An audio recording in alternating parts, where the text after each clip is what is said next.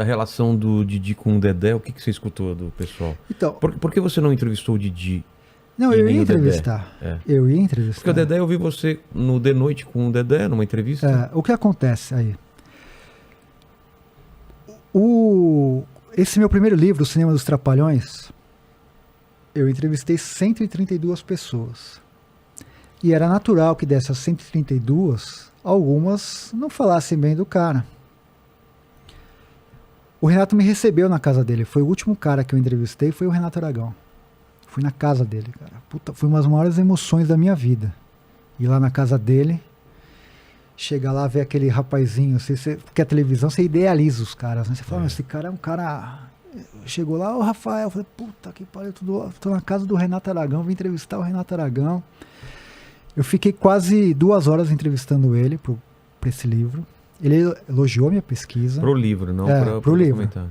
Elogiou minha pesquisa. Falou, tô aqui com as portas abertas. Falei, Renato, eu tenho muito mais coisa ainda para falar dos Trapalhões. Eu quero escrever mais livros, quero fazer mais coisas, como de fato eu vou fazer, né? Eu lancei essa das HQs, vou lançar essa biografia em primeira pessoa e tenho outros projetos dos Trapalhões, porque eu acho que é um tema infinito. Então ficou uma imagem muito boa. Criamos uma imagem muito boa. Essa biografia que eu fiz a matéria para a Folha conta com 2 depoimentos meus nesse livro dele. Eu falo do cinema e falo das HQs. E ele usa meus 2 livros como fonte bibliográfica do livro dele. Tá. Só que eu acho que foi a partir daí que a coisa desandou. Talvez ele não tenha aceitado bem o fato de eu ter falado mal do livro dele. Ele não soube separar o jornalista do fã. E o que acontece? A esposa dele, a Lilian Aragão, é assessora de imprensa dele. É a que manda na agenda dele. E ela não manja nada de comunicação. Absolutamente nada. Ela não é da área, ela não é do métier. E muito dessa imagem ruim do Renato Aragão se deve a ela. Talvez, se ela fosse uma pessoa, ou ele colocasse uma pessoa que fosse da área, essa imagem que o Renato tem hoje, qualquer coisa que você vê hoje, uma notícia relacionada ao Renato Aragão, você vê os comentários, 98% são de pessoas xingando ele. Um cara que fez tanto pelo país, assim, em termos de cinema, televisão, formou quantas e quantas pessoas. É um cara que hoje, se ele tivesse que sair na rua, ou uma notícia que fosse, todo mundo tinha que falar, porra, o Renato, o cara é um gênio e tal. Hoje a maioria das pessoas xingam ele. Por quê? Ele tem uma imagem que é uma imagem ruim. E essa imagem ruim, muito em razão da esposa dele. Vou citar alguns exemplos. Eu participei do Persona em Foco, que é um programa da TV Cultura que homenageia determinado artista. Já passou por lá Tarcísio Meira, grandes caras da teledramaturgia. O Dedé foi um dos homenageados e eu fui um dos entrevistadores. Esse programa é homenageado e ficam 2 entrevistadores. Era eu e a Silvia Massari, que é uma figura histórica dos Trapalhões, uma atriz histórica. E aí no final, durante o programa, eles chamam pessoas para mandar uma mensagem, sabe? Vamos supor que você fosse lá. Aí eu pedi pro Mandíbula, falei, Mandíbula, manda uma mensagem do Vilela e tal. Pô, que legal trabalhar com o Vilela, um cara que eu conheço. Tal. Cada um fazia uma coisa. O Carlos Alberto de Nóbrega mandou uma mensagem, outros mandaram uma mensagem. Acabou o programa, eu falei, eu não vi o Renato aqui. Daí a produção falou assim, ele não quis gravar. Eu falei, cara, trabalhou anos com o Dedé, custava, porque os caras gravavam no celular e mandavam, sabe? Custava perder 1 minuto e falar, ô Dedé, que legal que você está sendo homenageado e tal. Não mandou. E por que não mandou? Por conta disso, cara, assim, é mal assessorado. Porque se fosse bem assessorado, fala assim, Renato, manda, senão vai pegar mal, as pessoas vão reparar. Um monte de gente falou, ué, cadê o Renato? Entendeu? Daí fala, pô, o Renato não quer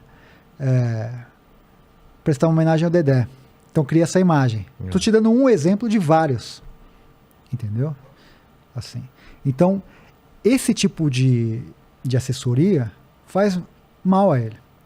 O Carlos Alberto, o Dedé participa da Praça é Nossa. Quando a Globo não renovou com o Renato, o Carlos Alberto falou: meu sonho é trazer o Renato aqui para a Praça é Nossa, para fazer um quadro. Dedé? O Renato. Tá. O Dedé participa.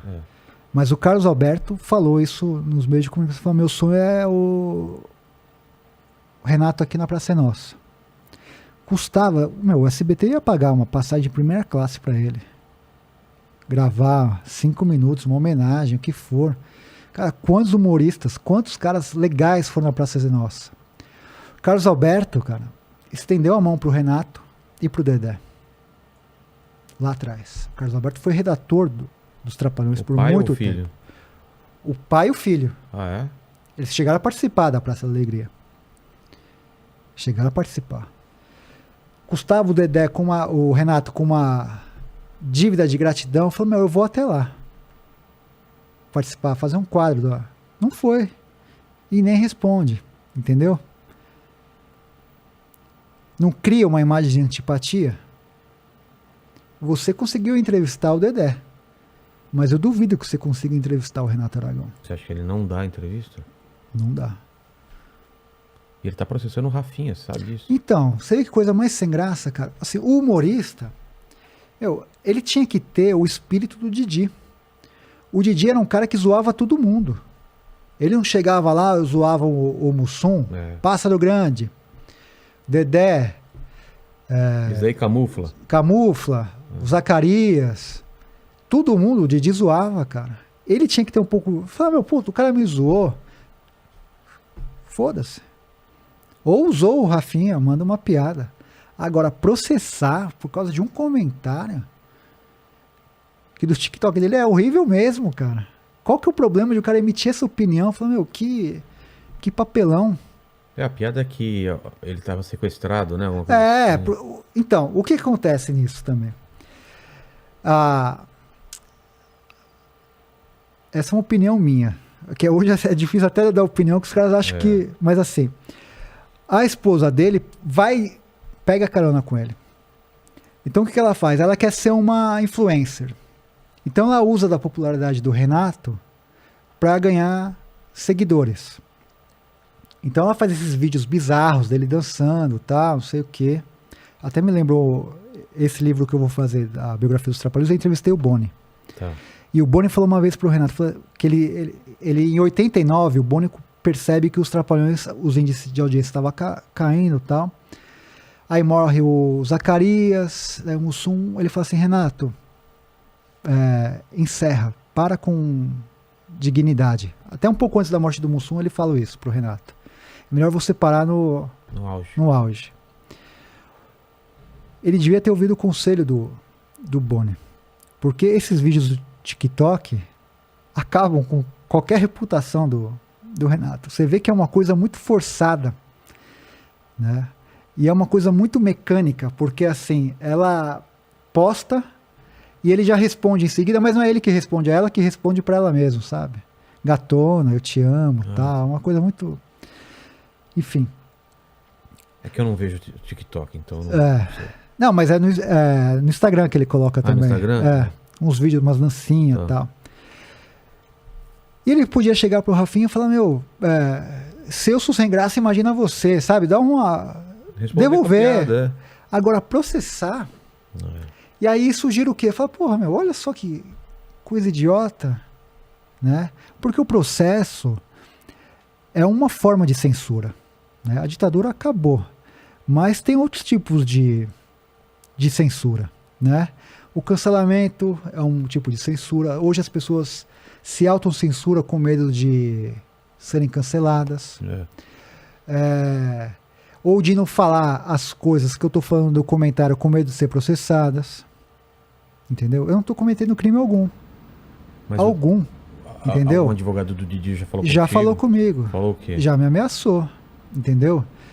Nesse meio do processo do comentário, como eu sou um jornal do Rio, acho que se não me engano o Extra, fez a primeira matéria a respeito do documentário. Ele ainda estava em produção. E aí, enfim, conversei por mais de uma hora com o jornalista e tal, e teve uma hora que o jornalista falou, e aí, e o Renato falou, o Renato não quis falar comigo. Qual que foi a manchete? Renato se recusa a falar com Rafael. Começou a encavalar uma série de outras matérias. Cara, o documentário, é isso que eu falo. É o documentário que ainda não existe, que ainda ninguém viu, mas é o mais falado de todos os tempos. Foi 4 páginas da Veja, foi capa da Folha, Estadão, foi... Tô indo em vários... Tô aqui, entendeu? Por quê? Porque pela força dos Trapalhões. E pela curiosidade que esse documentário gera. E o que falta para isso aí? Mas só um parênteses. E aí o que acontece? Por conta dessa curiosidade, por conta da força dos Trapalhões, esse documentário cria uma expectativa. Em torno disso, ligou o advogado do Renato. Falou, mas que esses absurdos que estão contando aí, que você está falando, tal, que o Renato tinha uma porcentagem maior, que o Renato fazia isso, que o Renato fazia aquilo. Eu quero todas as fitas, todas as entrevistas, para ele poder se defender. Eu falei, não vou te dar essas imagens. Porque você vai fazer, por isso que eu não disse o nome do cara. Ah, tá. Porque você vai intimidar todos esses caras que falaram comigo, só que você não tá botando medo em mim, mas pode ser que você bote medo nesses caras. Só que eu tô com esses caras até o fim. Entendeu? E os caras são testemunhas oculares. Eles viram, eles trabalharam com os Trapalhões. Aí ele recuou. Mas eu sei que ele vai me processar. Entendeu? Tá pronto. Assim que o filme for lançado, vai vir um processo. E isso é uma coisa também que eu quero contar. Apesar de ter muita gente que me xinga, mas também tem muita gente que me apoia. E eu recebo, quase todo dia, mensagem de advogado do país todo, falando, Rafael, eu tô com você, se você precisar, te defendo, não sei o quê, porque eu acredito na liberdade de expressão, eu acho que o que você tá fazendo não é crime algum, é um trabalho jornalístico, entendeu? Você ouviu pessoas que trabalharam com os caras, então isso não é crime, entendeu? E aí eu falei pro advogado do Renato, eu falei assim, se ele quer se defender, ele me recebe na casa dele, eu vou fazer as perguntas mais espinhosas, e aí eu coloco na íntegra ele rebatendo tudo que esses caras falaram. Então, por exemplo, esse caso dá uma... Mentira! Eu nunca fumei. Ótimo. Tem os dois lados. Agora, ao mesmo tempo que ele se recusa a me dar entrevista, ele forçou o Dedé a não falar comigo. Ah, ele forçou? Mas isso que eu não entendo, Dedé.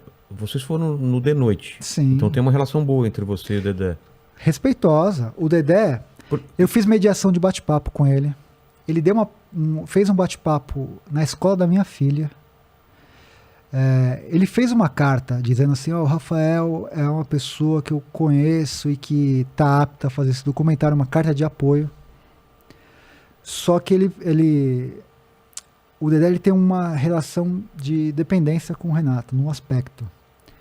Por conta dessa fragilidade econômica do Dedé, o Renato ele paga o plano de saúde do Dedé. Entendeu? Então ele fica muito amarrado ao Renato. E o Renato e a esposa fazem uma certa chantagem com isso. Você vai? Então corto. E eu entendo o Dedé. Pra que ficar do meu lado? O mais importante é ter o plano de saúde. Caramba. Você entendeu? Ok, eu entendo demais. Então se não tem o Renato, não tem como ter o Dedé. Ao mesmo tempo, tinha algumas outras pessoas que o Renato era muito próximo e ele também conseguiu anular. Eu tava pra entrevistar a Xuxa, ela falou, vou dar entrevista pro Rafael. Ele, não. Cortou. O Sargento Pincel lá, Roberto Guilherme. A gente tentou, não conseguiu. E foi por causa dele também? O Renato que impediu. Esses outros caras, ele não teve força pra impedir. Entendeu?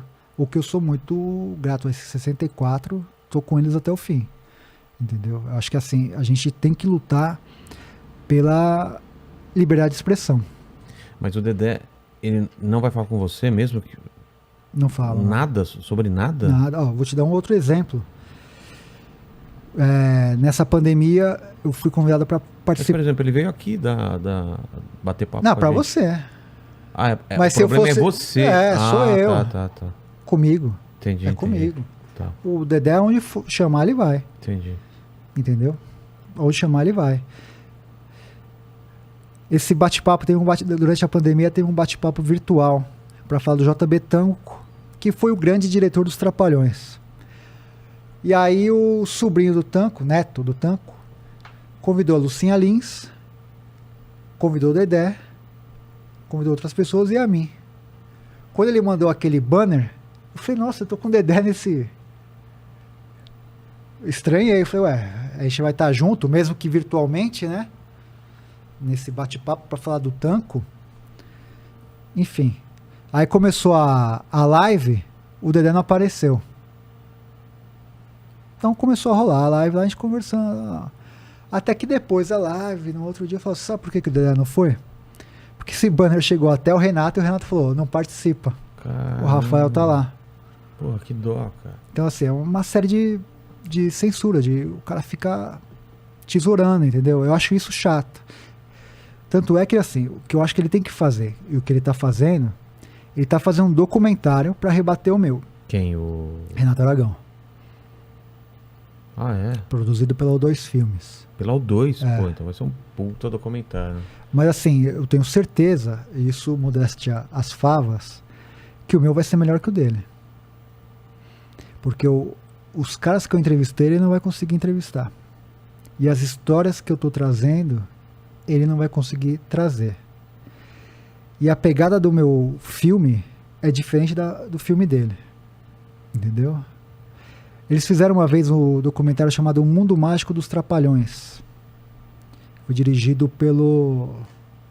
Agora não lembro o nome. Enfim, um grande documentarista. O Renato contratou esse cara para fazer o documentário dos Trapalhões. E ele foi totalmente pautado pelo Renato.